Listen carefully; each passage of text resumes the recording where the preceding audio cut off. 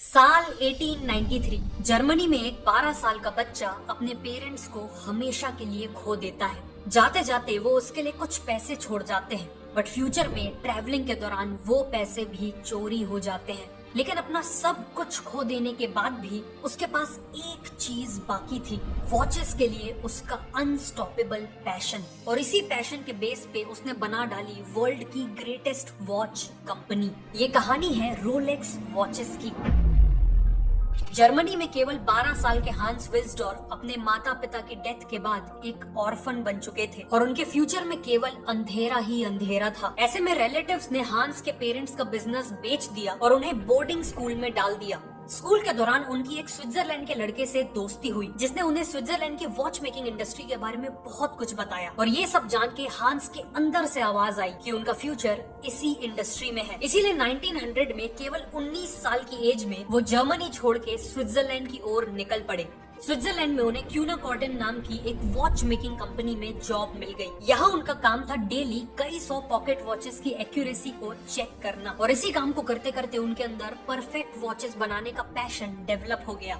1903 में उन्होंने लंदन जाके सेटल होने का डिसीजन लिया, लेकिन इसी जर्नी में उनके साथ एक बहुत बड़ा हादसा हो गया।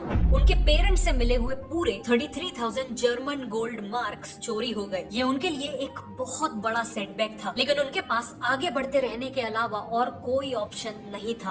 लंदन पहुंच के उन्होंने एक दूसरी वॉच मेकिंग कंपनी में सेल्स एंड मार्केटिंग की जॉब ले ली और अगले 2 सालों में उन्होंने वॉच मेकिंग इंडस्ट्री में मैन्युफैक्चरिंग, सेल्स और सबसे इम्पोर्टेंट कंज्यूमर बिहेवियर के बारे में बहुत कुछ सीखा। उन्हें रियलाइज हुआ कि सभी वॉच मेकिंग कंपनीज अपनी वॉचेस को कुछ ज्यादा ही फैंसी और डेकोरेटिव बनाने पे फोकस कर रही हैं, जबकि कस्टमर्स को सिंपल, एक्यूरेट, ड्यूरेबल और एलिगेंट वॉचेस चाहिए थी। और इसी सिचुएशन को बदलने के लिए केवल 24 साल की उम्र में उन्होंने अपना खुद का वॉच मेकिंग बिजनेस स्टार्ट करने का फैसला किया। लेकिन एक प्रॉब्लम थी, बिजनेस स्टार्ट करने के लिए हांस के पास सफिशिएंट कैपिटल नहीं था। इसीलिए उन्होंने अपने ब्रदर इन लॉ को कैपिटल के बदले अपना बिजनेस पार्टनर बना लिया और इसी तरह 1905 में एस्टैब्लिश हुई Wilsdorf and Davis firm.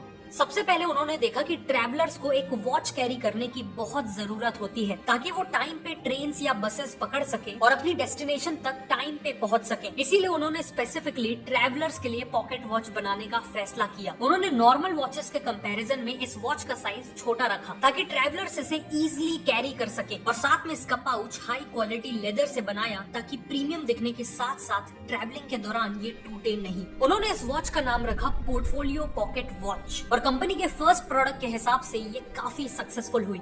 Even तो हांस ने कंपनी की शुरुआत एक पॉकेट वॉच बनाने से की थी, लेकिन वो हमेशा के लिए पॉकेट वॉचेस नहीं बनाना चाहते थे। उनका प्रेडिक्शन था कि फ्यूचर में रिस्ट वॉचेस पॉकेट वॉचेस को कंप्लीटली रिप्लेस कर देंगी। इसीलिए हांस ने अब अपना पूरा focus world class wrist watches बनाने में डाल दिया। बट प्रॉब्लम ये थी कि उस समय के कस्टमर्स रिस्ट वॉचेस को एक्सेप्ट करने के लिए तैयार नहीं थे। उनका परसेप्शन था कि रिस्ट वॉचेस केवल फीमेल्स पहना करती हैं, लेकिन हांस कस्टमर के इसी परसेप्शन को बदलना चाहते थे। 1906 में हांस ने देखा कि ब्रिटेन में दोनों मेल्स और फीमेल्स ब्रेसलेट्स पहनना बहुत पसंद करते थे और यहाँ उन्होंने एक बहुत बड़ी अपॉर्चुनिटी को स्पॉट किया। उन्होंने मार्केट में सिल्वर और गोल्ड रिस्ट वॉचेस लॉन्च की, जिनकी स्ट्रैप्स लेदर की नहीं बल्कि गोल्ड और सिल्वर की थी, जो बिल्कुल ब्रेसलेट्स जैसे दिखते थे। साथ ही साथ उन्होंने इन वॉचेस को रिस्ट वॉचेस नहीं कहा, बल्कि उन्हें ब्रेसलेट वॉचेस की तरह ब्रांड किया और इसी स्ट्रेटजी के चलते पूरे ब्रिटेन में उनकी वॉचेस पॉपुलर हो गई। इसी दौरान हांस ने देखा कि मार्केट में सभी वॉचेस के ऊपर उन्हें बनाने वाले का ही नाम लिखा होता था, लेकिन अब हांस चाहते थे कि उनकी वॉचेस का खुद का एक नाम हो, एक ऐसा नाम जो इतना शॉर्ट हो कि वॉच फेस पे नीटली फिट हो जाए और किसी भी लैंग्वेज में इजिली प्रोनाउंस किया जा सके। उन्होंने अलग अलग अल्फाबेट्स को कंबाइन करके 100 से ज्यादा नाम बनाए और इसी तरह उनके दिमाग में एक प्लेजेंट साउंडिंग नाम आया। वो नाम था रोलेक्स। 1908 में उन्होंने इसे ट्रेडमार्क करवा लिया। वैसे आज वॉचेस की सेल्स तो काफी अच्छी थी, लेकिन उनकी एक्यूरेसी की प्रॉब्लम अभी भी पूरी तरह सॉल्व नहीं हुई थी। एक्चुअली रिस्ट वॉचेस के मूवमेंट्स काफी छोटे होते थे, जिस कारण कोई भी एक परफेक्टली एक्यूरेट मूवमेंट बनाने में सक्सीड नहीं हुआ था। 1910 तक हांस अपनी वॉचेस के मूवमेंट्स को स्विट्जरलैंड से इम्पोर्ट करते थे, लेकिन अब हांस ने अपना खुद का मूवमेंट बनाने का ठान लिया। उन्होंने अपने आप को हॉरोलॉजी की पढ़ाई में डुबा दिया, पूरी दुनिया के एक्सपर्ट वॉच मेकर्स के साथ मीटिंग्स की और खुद को मूवमेंट्स का एक्सपर्ट बना लिया और फिर डेवलप किया अपना पहला wrist watch movement 15 line calibre 200।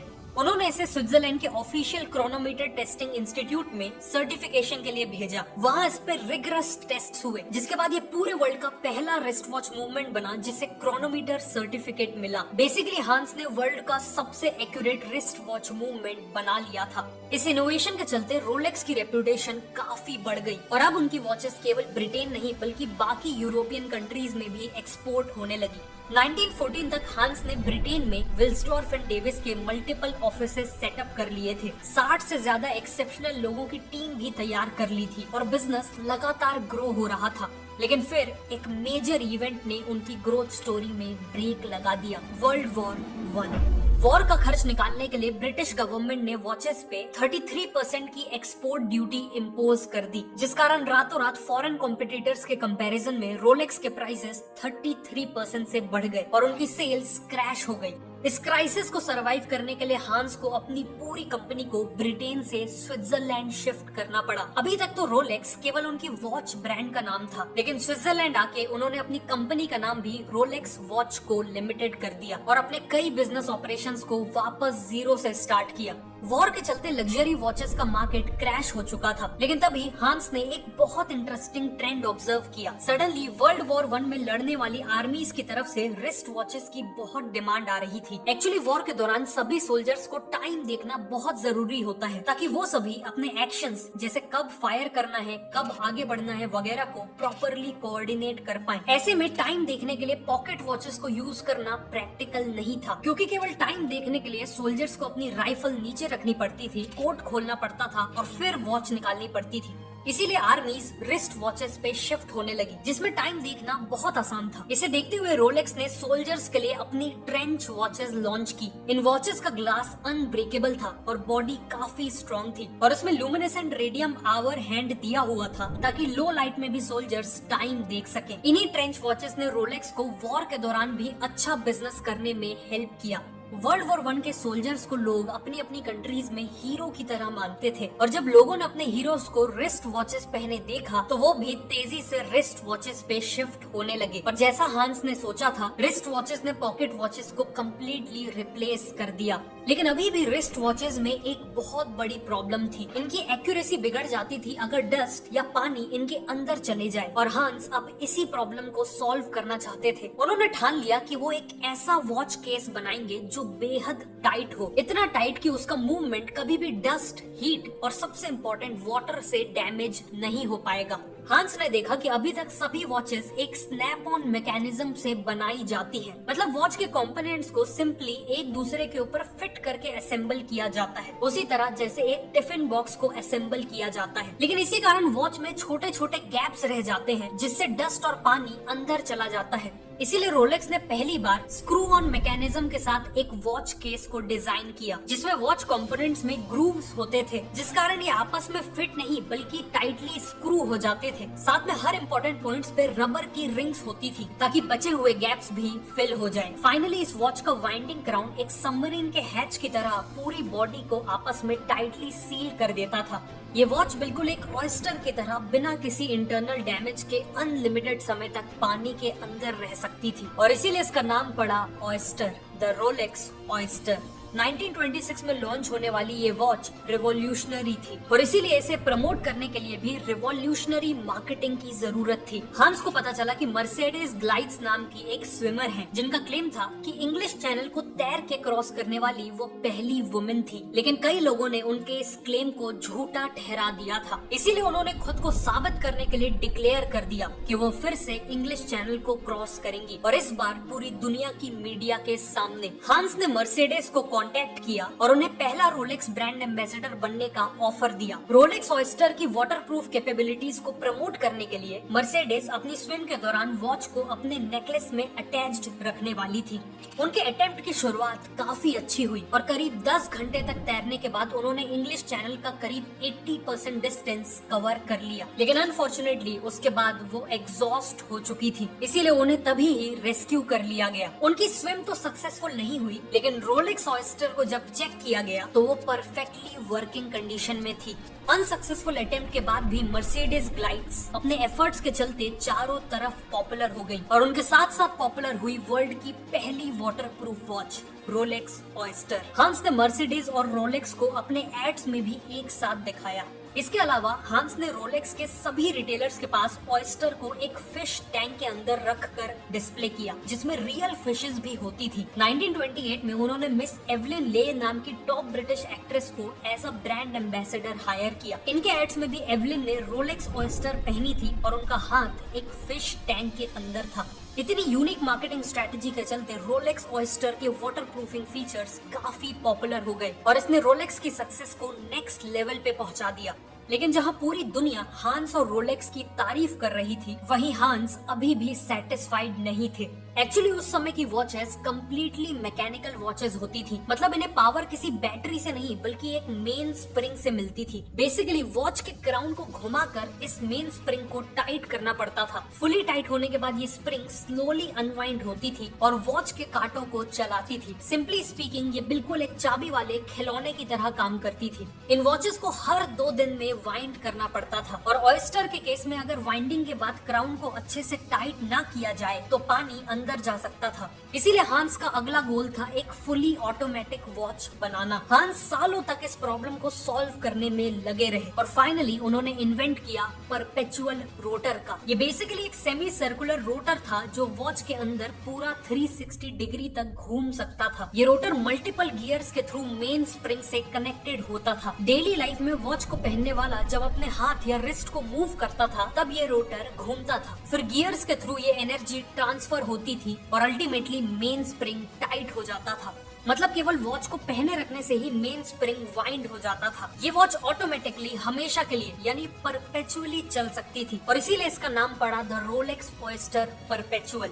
पहले भी ऐसी ऑटोमेटिक वॉचेस बनाने की कई कोशिशें हुई थी, लेकिन रोलेक्स पहला था जिसने इसे इतना सक्सेसफुली बनाया था। परपेचुअल ने रोलेक्स और हैंस विल्सडॉर्फ को वॉच मेकिंग दुनिया का लेजेंड बना दिया था। लेकिन तभी 1939 में एक बहुत बड़ी मुसीबत आ गई, वर्ल्ड वॉर 2। वॉर के चलते पूरी दुनिया की सप्लाई चेन डिसरप्ट हो गई और रोलेक्स की सेल्स फिर से क्रैश हो गई। अगले कुछ सालों तक सभी मुश्किलों के बाद भी हांस ने रोलेक्स का सर्वाइवल इंश्योर किया, लेकिन फिर एक और ट्रेजेडी हो गई। 1944 में उनकी वाइफ की डेथ हो गई। पिछले 6 साल हांस की लाइफ का सबसे चैलेंजिंग टाइम था, लेकिन बचपन से ऐसे चैलेंजेस फेस कर करके उन्होंने एक फाइटर माइंडसेट डेवलप कर लिया था। इसीलिए उन्होंने अपनी एनर्जी को रीग्रुप किया और वापस उस काम में लग गए जिसमें वो वर्ल्ड्स बेस्ट थे, यानी वर्ल्ड क्लास वॉचेस बनाना। 1945 में रोलेक्स ने अपनी 40th एनिवर्सरी पूरी की और इसी ओकेजन में उन्होंने लॉन्च की रोलेक्स डेटजस्ट, जो दुनिया की पहली ऑटोमेटिक वाटरप्रूफ वॉच थी जिसमें डेट भी दिखती थी। लेकिन एक प्रॉब्लम थी, कुछ लोगों ने कंप्लेन की थी कि डेट का डिस्प्ले बहुत छोटा होने के कारण उन्हें डेट देखने में प्रॉब्लम आती थी। हमेशा की तरह हांस इसका सॉल्यूशन निकालने में लग गए। कहा जाता है कि एक दिन उनकी वॉच के ऊपर पानी की एक बूंद गिरी जिससे उन्हें डेट मैग्नीफाई होके दिखने लगी। इसी से इंस्पिरेशन लेके उन्होंने डेटजस्ट वॉचेस के ऊपर 2.5x मैग्नीफाइंग ग्लास ऐड करवा दिया और ये प्रॉब्लम भी सॉल्व हो गई। 1960 तक रोलेक्स ने और भी कई रिवॉल्यूशनरी वॉचेस लॉन्च की, जैसे 1953 में रोलेक्स एक्सप्लोरर लॉन्च की, जो बेसिकली माउंटेनियर्स और एक्सप्लोरर्स के लिए बनाई गई स्ट्रॉन्ग और अनब्रेकेबल वॉच थी, ताकि उन्हें वॉच के डैमेज होने की चिंता ही ना करनी पड़े। 1955 में रोलेक्स की GMT मास्टर लॉन्च हुई, जिसमें एक रोटेटिंग बेजल थी। ये वॉच मेनली पायलट्स के लिए थी, क्योंकि पायलट्स को फ्लाई करते वक्त अलग अलग टाइम जोन्स को ट्रैक करना पड़ता है और इस बेजल के थ्रू वो ऐसा कर सकते थे। और फाइनली 1960 में रोलेक्स की डीप सी स्पेशल नाम की एक एक्सपेरिमेंटल वॉच लॉन्च हुई, जिसे डीप सी के एक्सट्रीम वाटर प्रेशर को झेलने के लिए डिजाइन किया गया था। 1960 में इसे टेस्ट करने के लिए उस समय के डीपेस्ट नोन ओशियन पॉइंट, जो करीब 11,000 मीटर गहरा था, वहां ले जाया गया था और उतनी गहराई में भी ये बिल्कुल परफेक्टली काम कर रही थी। इसी के साथ रोलेक्स ने अपने आप को वॉचेस के किंग के तौर पे स्टैब्लिश कर लिया था। चाहे माउंट एवरेस्ट की ऊंचाई हो या समुद्र का सबसे गहरा पॉइंट, दुनिया की हर एक्सट्रीम कंडीशन से डील करने की कैपेबिलिटी केवल एक वॉच ब्रांड के पास थी और वो थी रोलेक्स। हांस ने रोलेक्स के साथ वो सभी चीजें अचीव कर ली थी जो कोई और वॉच मेकर सपने में भी अचीव करने का नहीं सोच सकता था। इसी के साथ 1960 में हांस विल्सडॉर्फ ने 79 की एज में दुनिया को अलविदा कहा, लेकिन पीछे छोड़ गए एक ऐसी वॉच ब्रांड जिसने उन्हें हमेशा के लिए अमर कर दिया। ये कहानी थी रोलेक्स की।